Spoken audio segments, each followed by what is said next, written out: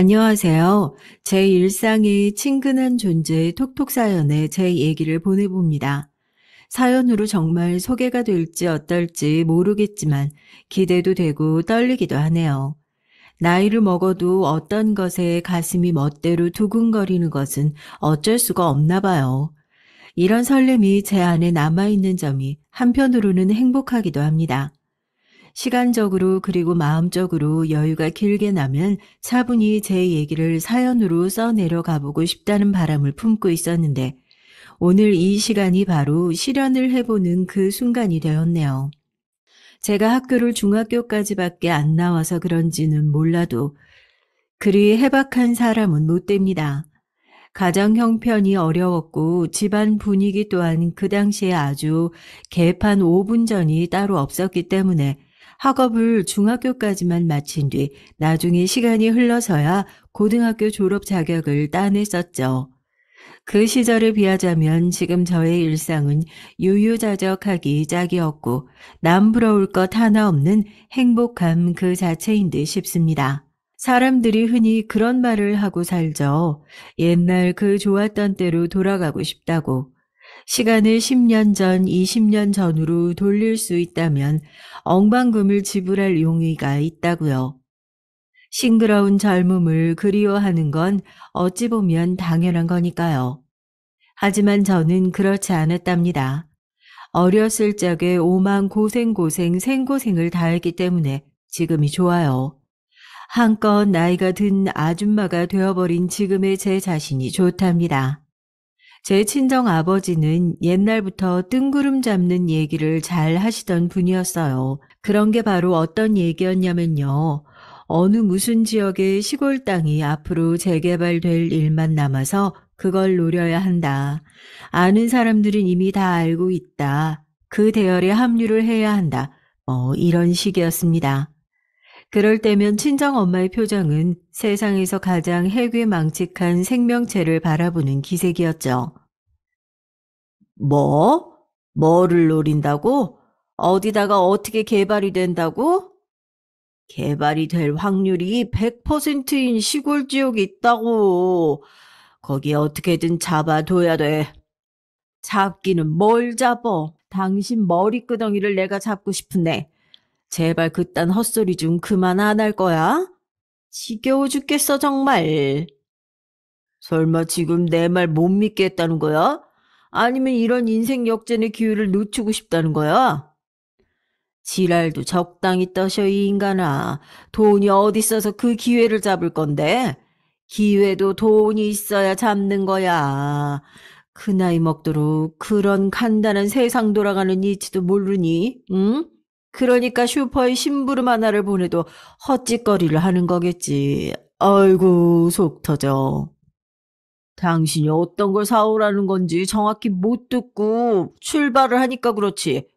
돈을 어떻게든 빌리면 되지 않을까? 그러니까 그 어떻게가 당최 어떻게 되어먹은 어떻게냐고. 그리고 당신 그런 고급 정보를 대체 어떻게 한 건데?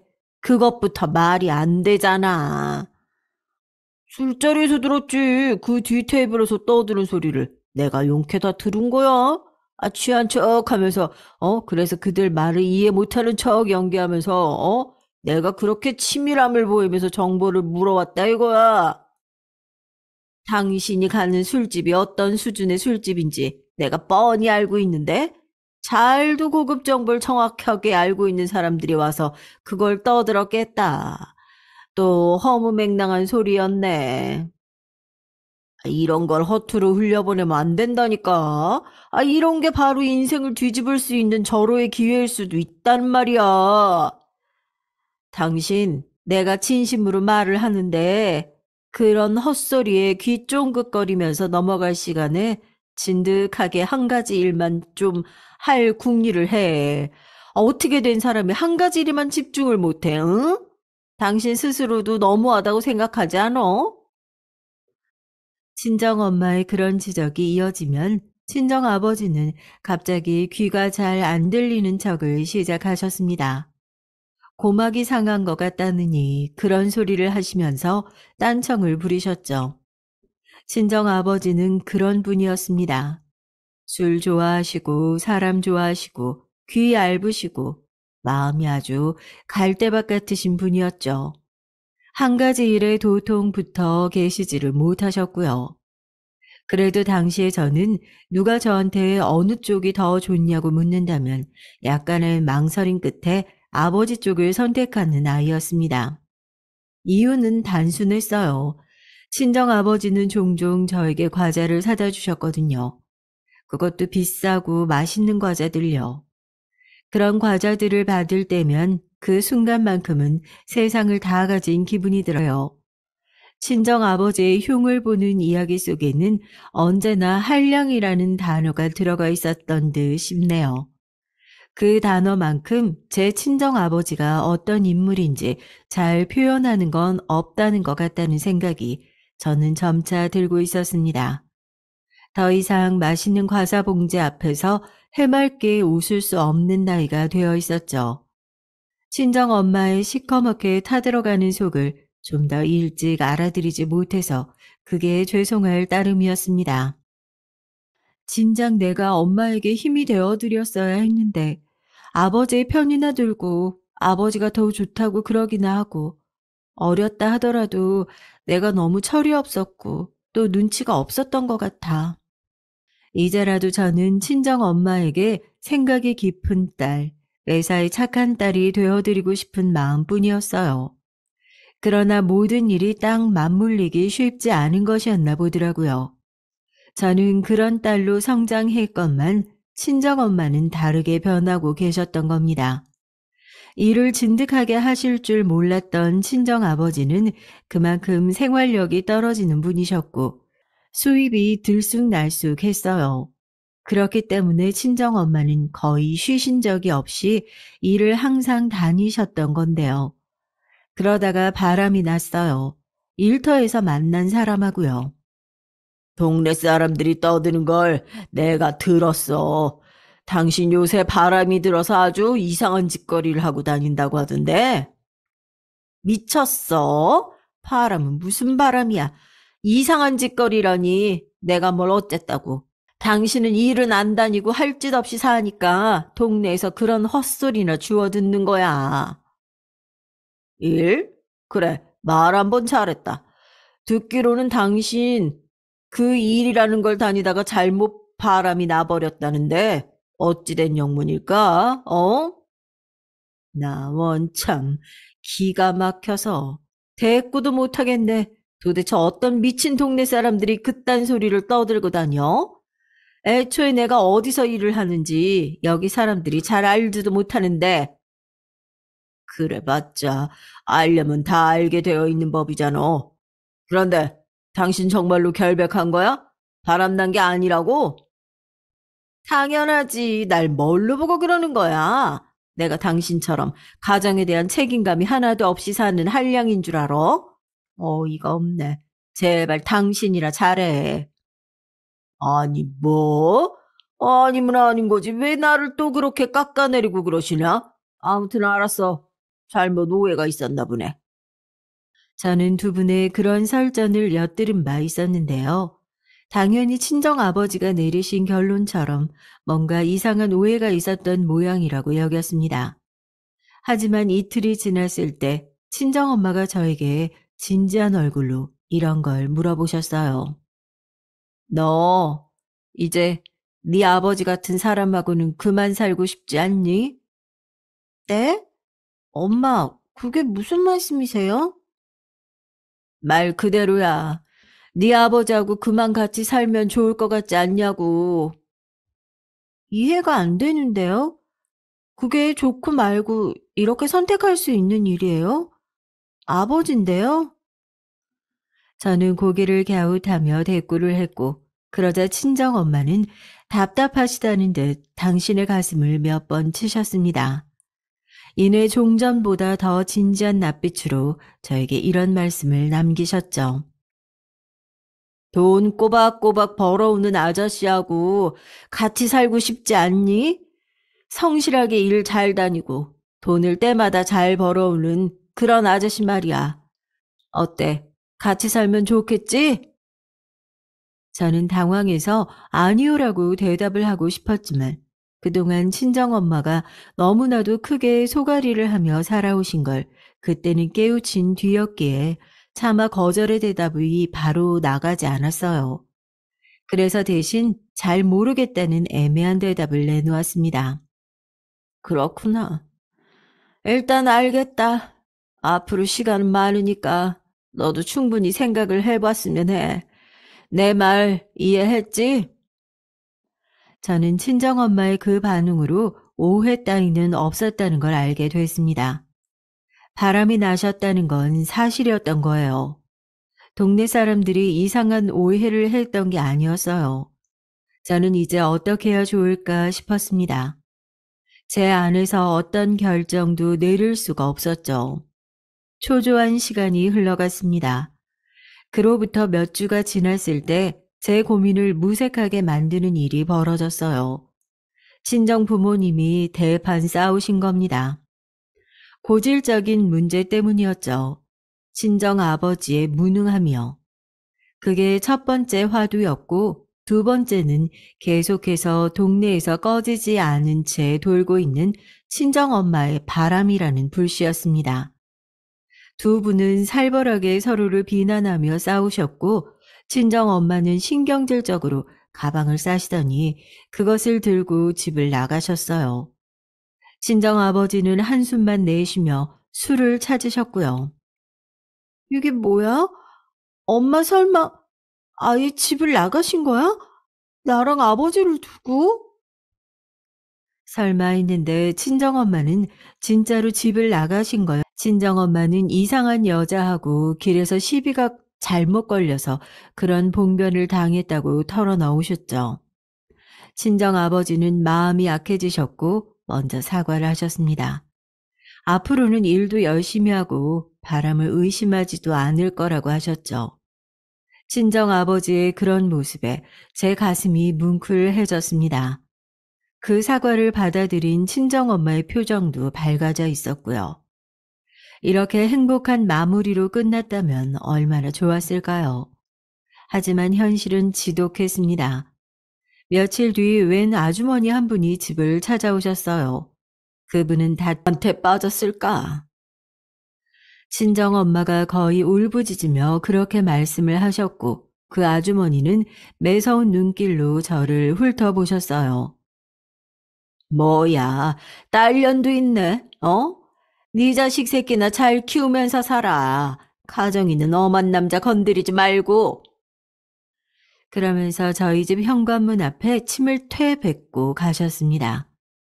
그걸 이웃분이 보셨고요. 동네 사람들이 다 아는 건 시간 문제였죠. 친정 아버지가 알게 되시는 건 당연한 수순이었고요.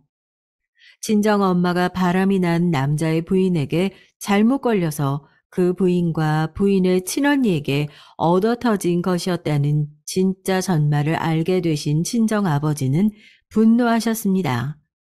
악에 받쳐 계셨던 친정 엄마 또한 질세라 목소리를 높여 비난을 퍼부으셨고요. 애초에 친정 아버지가 멀쩡히 능력만 있었어도 바람을 피울 일은 없었을 것이라는 게 친정 엄마의 주장이었습니다.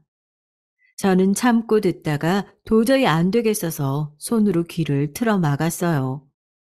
그럼에도 말소리가 대부분 귀에 닿아서 너무 괴로웠습니다. 이웃들에게 그런 민폐가 없었어요. 늦은 밤중에 두 분이 미친 듯이 싸우셨으니까요. 집에 먹을 것도 없는데 무슨 힘으로 그렇게 싸우셨던 건지 모를 일입니다. 저는 배가 고파 오는 것을 참으며 두 분이 계속 싸우시는 소리를 들으며 억지로 잠을 청했어요. 집에 모아놓은 돈이요?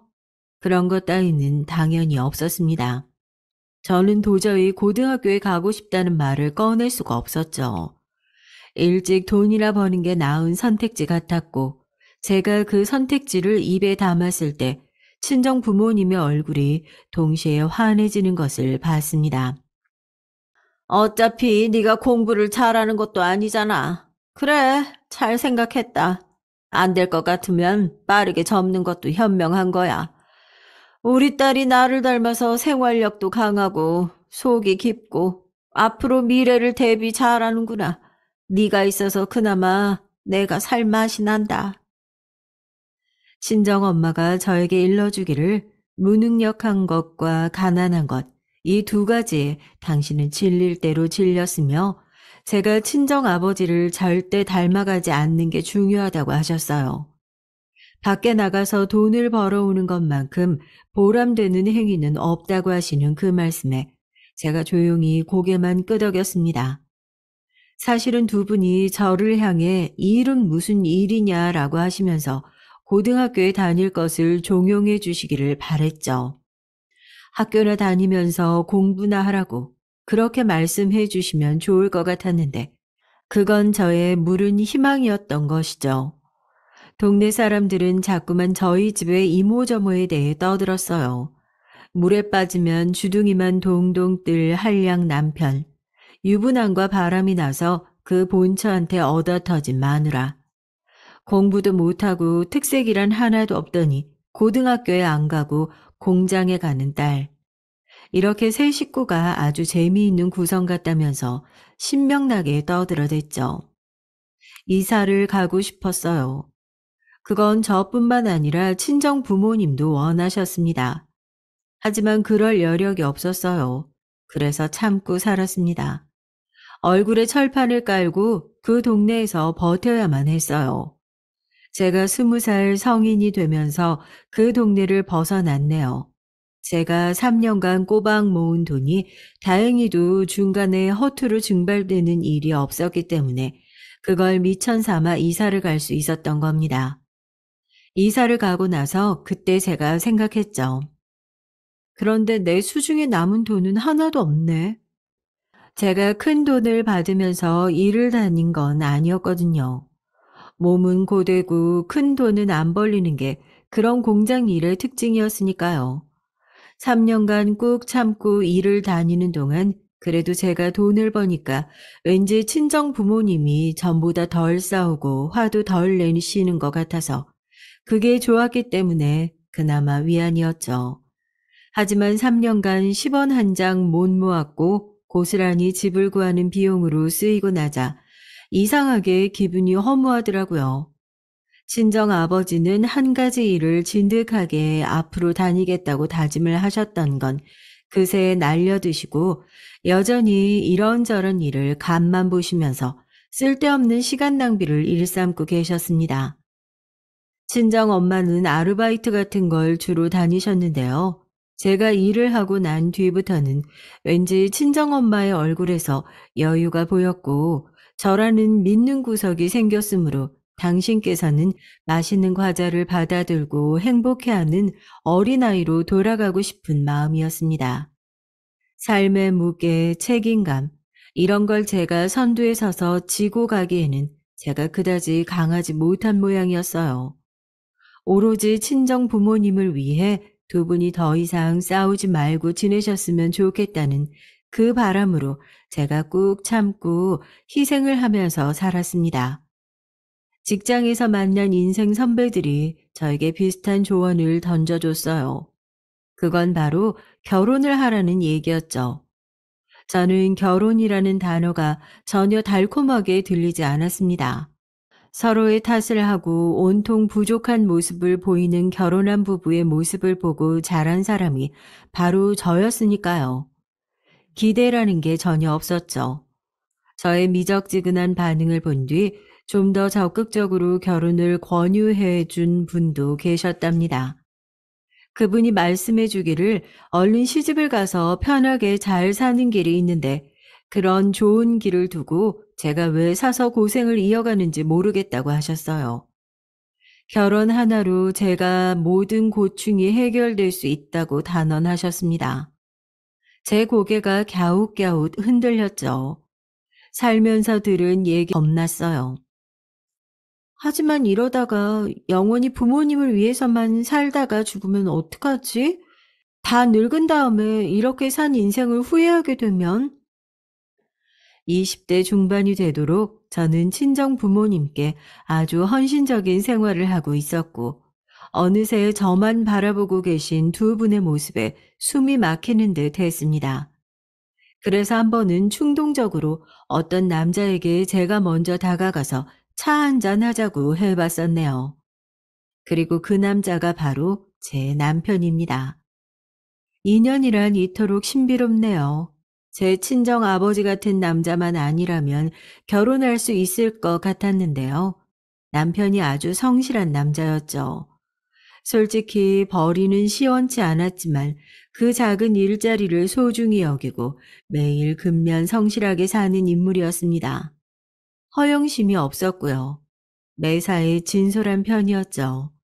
이런 사람과 결혼하면 적어도 제가 봐온 부부 관계보다는 더 괜찮은 모습으로 잘 살 수 있을 것 같았습니다.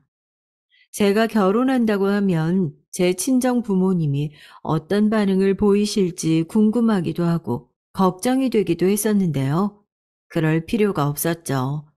친정 엄마가 바람이 나서 갑자기 잠적을 하셨기 때문입니다. 간신히 연락이 닿아서 결혼 얘기를 꺼냈더니 미안하지만 결혼 정도는 알아서 해달라며 그런 식으로 말씀을 하셨어요.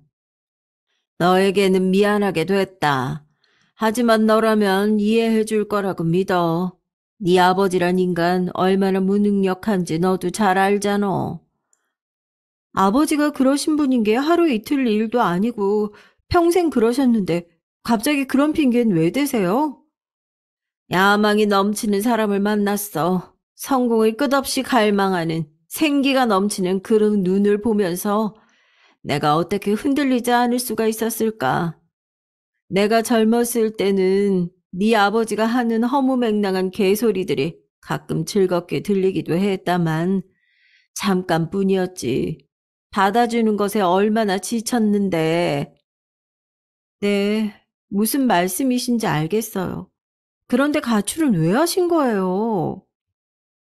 그, 그게, 그 사람도 가정이 있다 보니까 만남이 제한에 있어서 타오르는 불꽃을 어떻게 할 수도 없고, 그래서 둘 다 함께 집을 나오기로 한 거야. 엄마, 유부남을 왜 또 만나세요? 능력 없는 아버지 때문에 엄마만 고생이신 것 같아서 마음이 아팠는데, 그랬던 날들이 이제는 다 후회가 되네요. 유부남을 건들고 다니시면 진짜 벌 받으실 거라고요. 그러지 좀 마세요. 알고 만났겠니?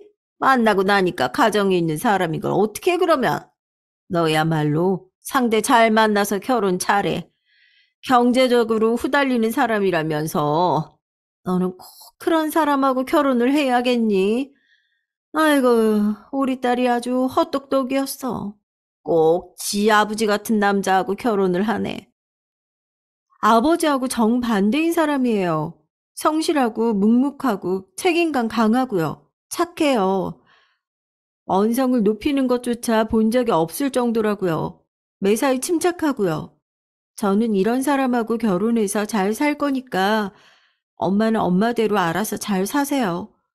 저는 이제 엄마한테 상관 안 할래요. 저도 이제 질릴 만큼 질린 기분이 들었죠. 친정 엄마가 저에게 실망을 하시든 말든 이제 그런 것에 일희일비하지 않기로 했습니다.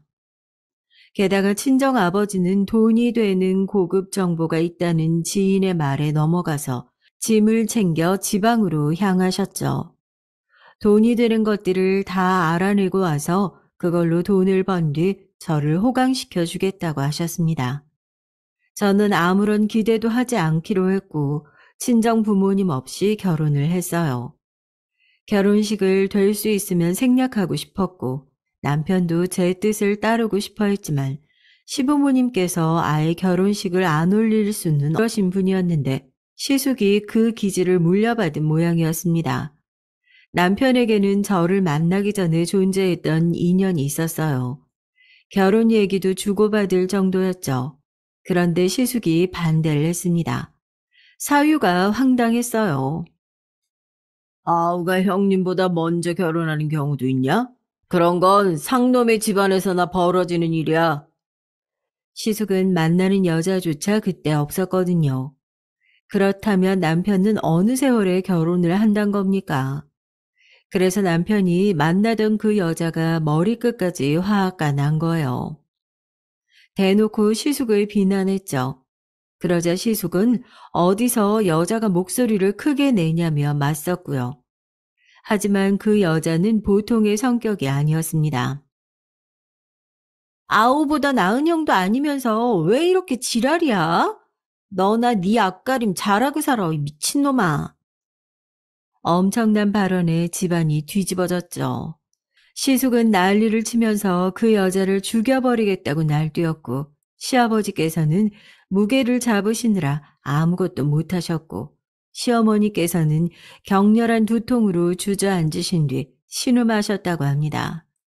당연히 그 순간 결혼은 완전히 파토가 난 것이었죠.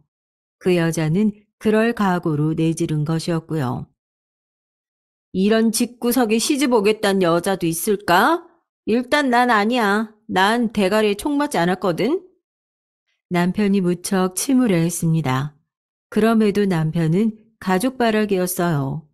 시숙이 며칠 뒤에 미안하다며 대충 사과를 하자 그것만으로도 감격을 한 사람이 남편이었습니다. 시어머니께서는 남편을 다독이셨죠. 그래, 너 생각해서 네 형이 그러는 거야. 기가 센 여자와 결혼해서 네가 고생할까 봐. 너 생각하다고 밝혔어요. 세상 천지에 취미가 공부인 사람도 있냐? 넌 말 아주 웃기게 하는구나. 시숙이 비웃으며 낄낄거렸죠. 신우이가 자기 큰 오빠 앞에서 아무 소리 못하고 부글부글 속만 끓였습니다. 하지만 신우이의 말은 진짜였어요. 공부에 취미를 붙였던 것이죠.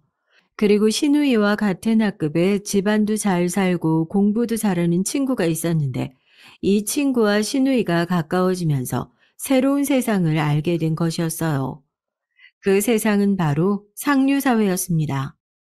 신우이가 욕심을 내기 시작했죠. 그런 세상을 넘보고 싶어졌기 때문에 현실적인 성공의 길인 공부를 선택해서 더욱 열심히 하기로 한 것입니다. 그러던 어느 날에 깡시골에 있었던 친척집에 방문한 일이 있었어요. 그때 딱 하필 그 동네의 임신부가 갑자기 엄청난 산통을 겪으면서 출산을 하게 됐던 것입니다. 신우이는 먼 친척 어른이 그 집에 손을 보태러 가시는 것에 호기심으로 따라갔다가 출산 장면을 보고 말았어요. 그리고 결심을 굳혔죠. 의사는 안 되겠다. 비위에 안 맞아. 대신 의사 말고 다른 걸 해서 엄청난 사람이 되어야겠어. 신우이가 야심만만하게 선언을 했고 시숙이 피식 웃었습니다. 연병하네. 그런 다음 툴툴거리는 신우의 머리를 3개 쥐어박기까지 했어요. 기집년이 어디서 성질을 부리냐는 게 머리를 때린 명목이었죠. 그러나 시간이 지나서 시숙은 함부로 자기 여동생을 때리지 못하게 됐습니다. 여동생의 앞에서 장남의 위신을 내세우며 으스대는 것도 더 이상 민망해서 못하게 됐죠. 성인이 된 신우이가 바빠서 집에 못 붙어 있는 이유가 있었습니다. 왜냐하면 신우이는 의료계에 진출 대신 법조계 진출을 이뤄냈기 때문이에요. 진짜로 공부 하나만 미치게 파서 큰 일을 해냈던 겁니다. 검사 나으리가 우리 집안에서 났다며 시댁 식구들이 모두 기뻐했어요. 집안에 사자가 생겼다며 가문의 영광이라고 입을 모았죠. 그러나 정작 신우이는 점차 이를 갈고 있었습니다. 이 더러운 세상, 내가 집안이 변변치 않고 연줄도 없고 뒷배 하나 안 뒀다고 해서 나를 걸핏하면 무시하네? 이게 무슨 정의를 외치는 검사 집단이야. 그들 사회 속에서 파벌이 있었던 겁니다. 든든한 백 하나가 없었던 신우이는 더러운 세상의 맛을 봐야만 했죠. 분노한 신우이는 수년간 잘 사귀던 남자친구를 뻥 차버렸습니다. 참고로 그 남자친구는 굉장히 착하고 수더분한 사람이었어요. 그래서 시어머니께서 특히 마음에 들어 하셨고 당신의 사위로 점 찍어두신 바 있었죠. 사람이 예의가 발라서 시숙도 그 앞에서 서열놀이 하느라 좋아했었고요. 가족들이 마음에 들어하는 상대였지만 신우이는 냉정하게 차버렸습니다. 내 야망을 이뤄줄 수 없는 남자 따위 필요 없어. 대신에 집안이 빵빵한 남자하고 결혼을 했어요. 그런 다음 그 집안에 헌신하는 며느리가 됐죠. 검사라고 할지라도 별 수 없었습니다. 그 집안에서는 오만 눈치를 다 보면서 살아야만 했어요. 그렇게 받는 스트레스를 신우이는 점차 자기 가족들에게 풀기 시작했고 못했고요. 검사라는 명함 그거 하나만 가지고 좋은 집안에 시집을 간 것이었으니 그걸 노렸을 뿐인지라 신우이는 자기 남편에게 진심이 아니었습니다. 사랑을 해서 결혼을 했어도 그 오만하고 무정한 성격을 감당하기 힘들었을 텐데 그것도 아니었으니 자기가 결혼한 남자가 점차 마음에 안 들고 성미에 안 맞아서 신우이는 죽을 맛이었죠. 그런 만큼 가족들 앞에서 신우이의 짜증이 늘고 있었습니다. 자기 여동생 앞에서 장남으로서의 엄청난 카리스마를 뽐내고 싶은데 검사인데다 시집까지 잘 간 사람에게 그럴 수는 없었으므로 본의 아니게 점점 위치가 축소된 시숙은 그 분노를 당신의 배우자에게 푸셨고요. 장남이 선을 계속 보더니 드디어 장가를 갔고 하나 있는 딸은 검사에다가 사위는 부잣집 인물인데 시부모님께서는 마음 풍족하게 지내실 수가 없다는 게 기가 막힌 사실입니다. 시숙은 결혼을 하고 나서 한 번도 아니고 두 번이나 그것도 연달아 사업을 도전했다가 말아먹었어요. 집안의 돈이 다 날아가는 사건이었죠. 신우이가 거품을 물었습니다. 내가 쪽팔려서 살 수가 없어. 시댁에서 나한테 얼마나 눈치를 주는지 알아? 친정은 왜 항상 그 모양이냐고, 그 꼴이냐면서. 날 얼마나 비웃는지 알기나 하냐고.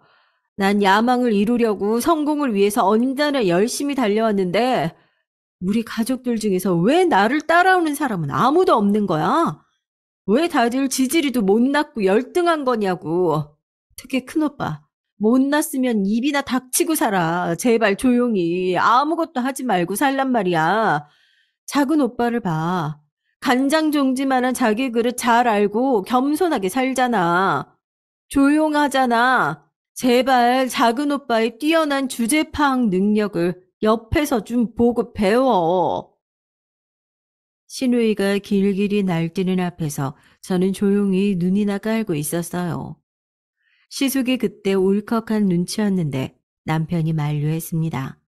가만히 있었건만 그릇이 간장종지라는 소리를 들은 남편의 입장이었으나 아무 내색도 안 하고 있었어요.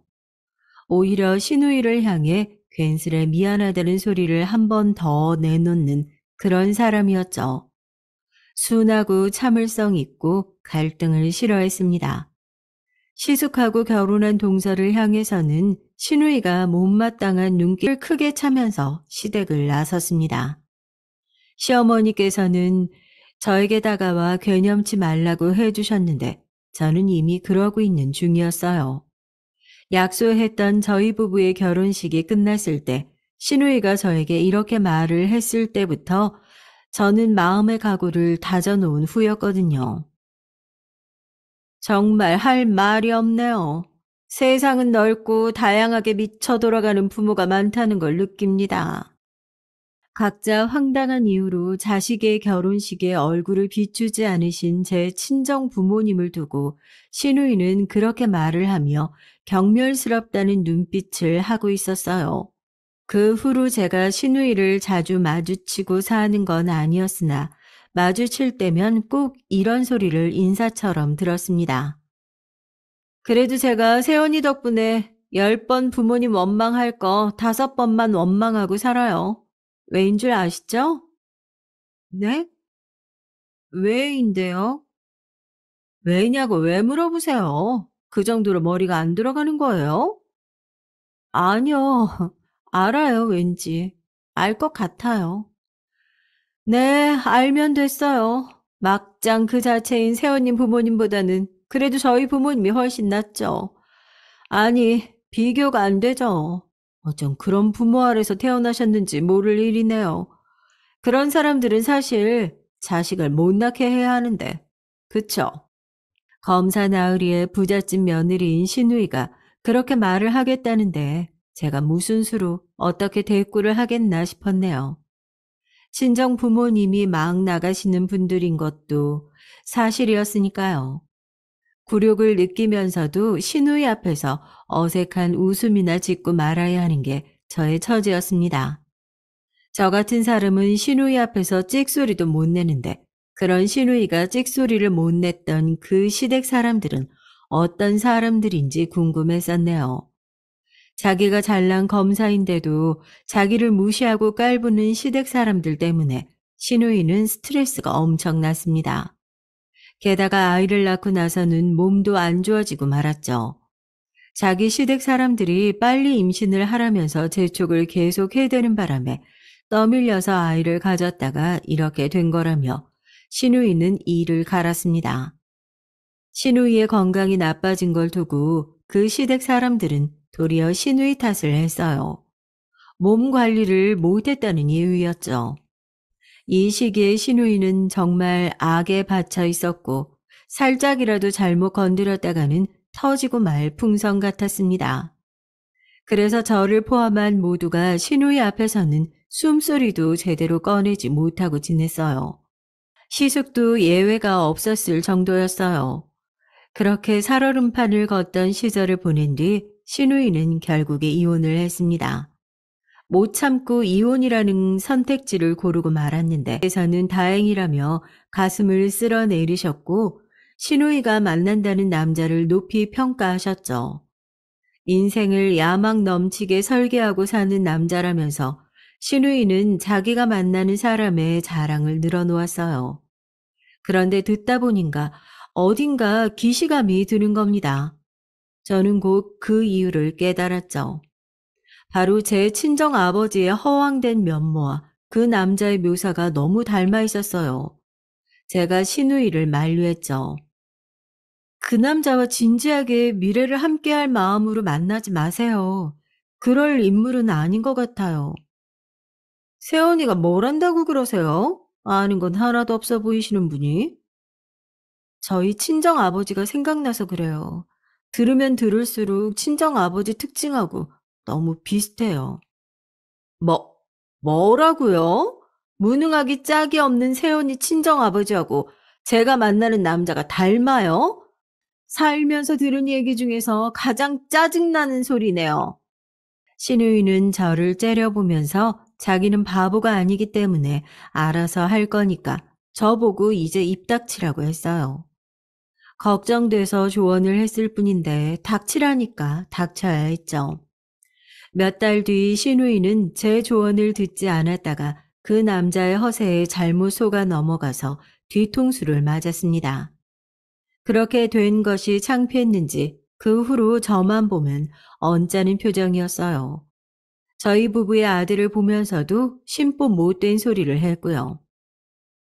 너는 왜 엄마 쪽을 닮아서 머리가 나쁘니? 알지? 네 엄마 중졸인 거. 너무 속상해서 제가 오죽하면 신우이 때문에 검정고시를 받습니다. 제가 고졸이 되자 신우이는 다른 걸 트집 잡고 지적하면서 저를 깎아내렸고요. 저는 되도록 신우이를 안 보고 싶었는데 다행히도 신우이가 다른 지역에 정착을 하게 됐어요. 아주 가끔 보게 됐지만 볼 때마다 신우이는 짜증을 내고 있었습니다. 이혼하면서 두고 온 신우이의 아이가 미국으로 유학을 가게 됐는데 그 집안 사람들이 신우이한테 상의를 전혀 안 하고 진행을 했었거든요. 신우이의 비위를 거슬릴까봐 마주치게 되면 항상 그 앞에서 저는 조심스레 행동을 했습니다. 제가 자기 눈치를 보며 납작 엎드리면 신우이는 꽤나 너그러운 얼굴이 됐었죠. 신우이는 어쨌든 이혼하고 나서도 금전적으로 쪼들리고 살 일은 없는 사람이었어요. 하지만 저희 부부의 사정은 달랐습니다.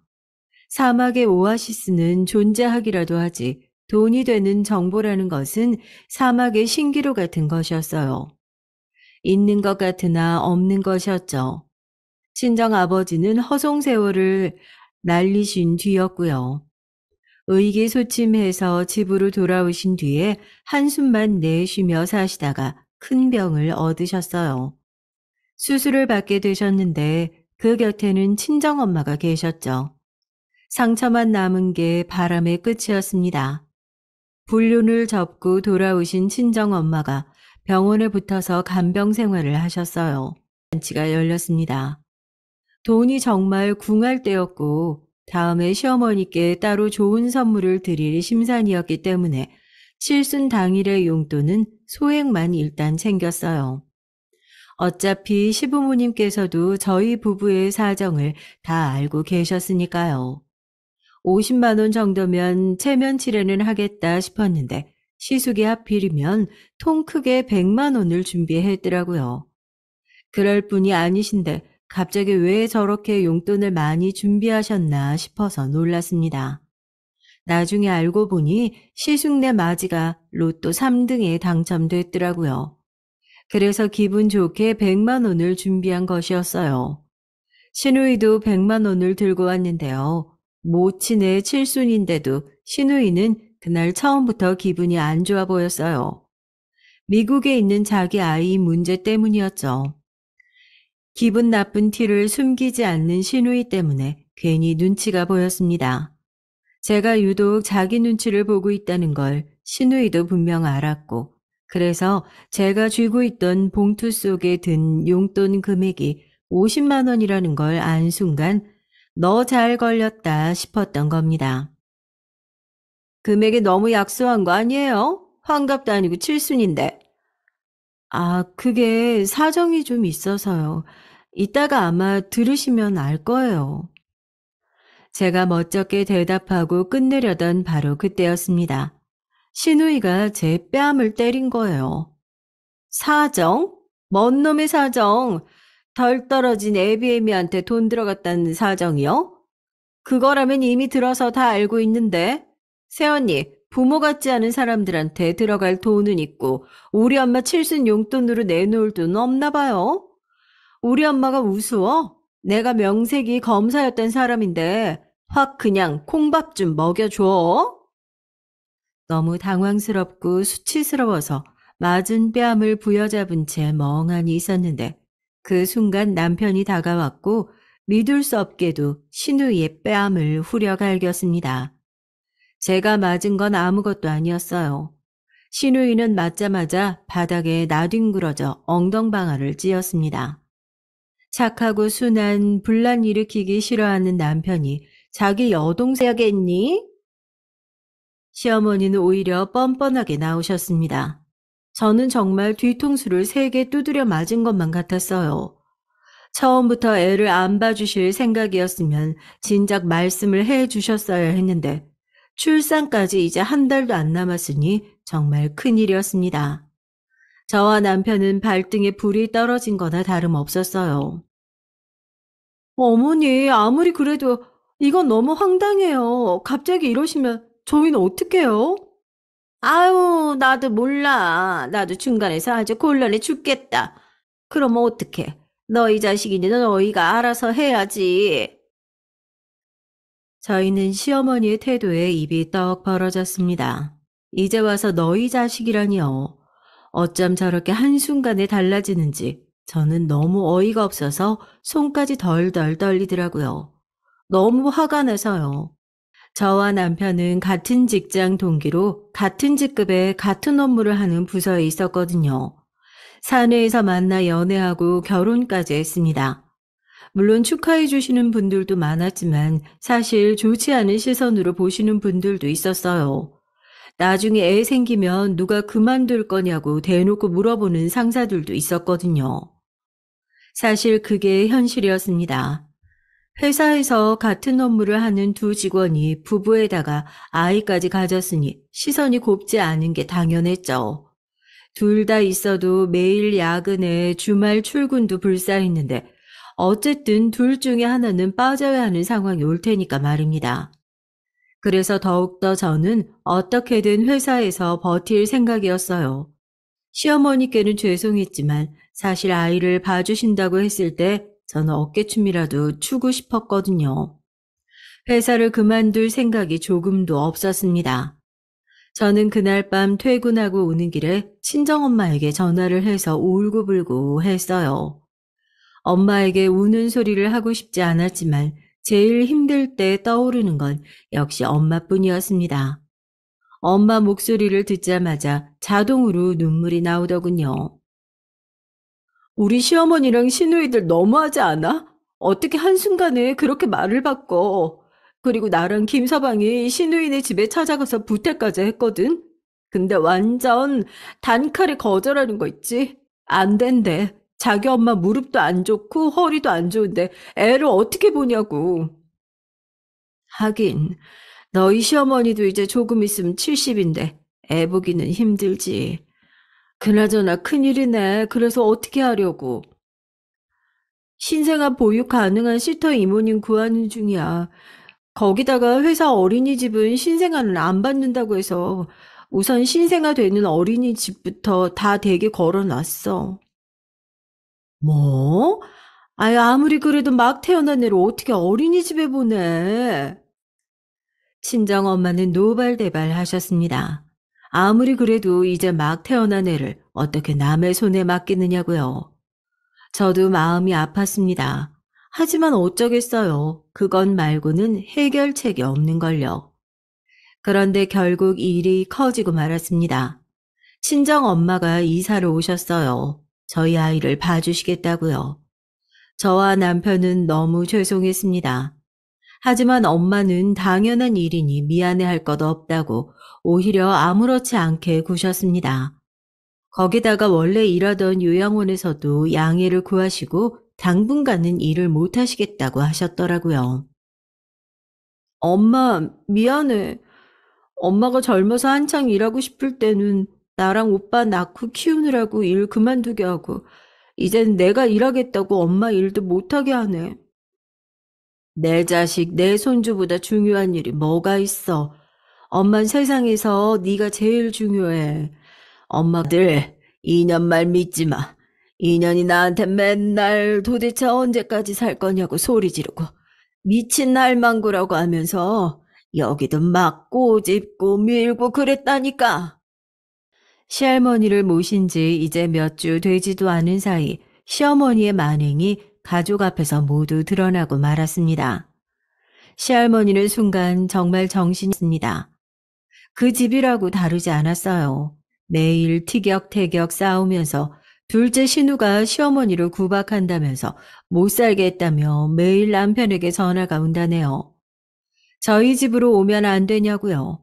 정말 저희 시어머니지만 뻔뻔함의 대명사였습니다. 우리 집엔 이제 방 없어. 우리 장모님이랑 같이 살기로 했거든. 저희 부부는 친정엄마와 같이 살게 됐습니다.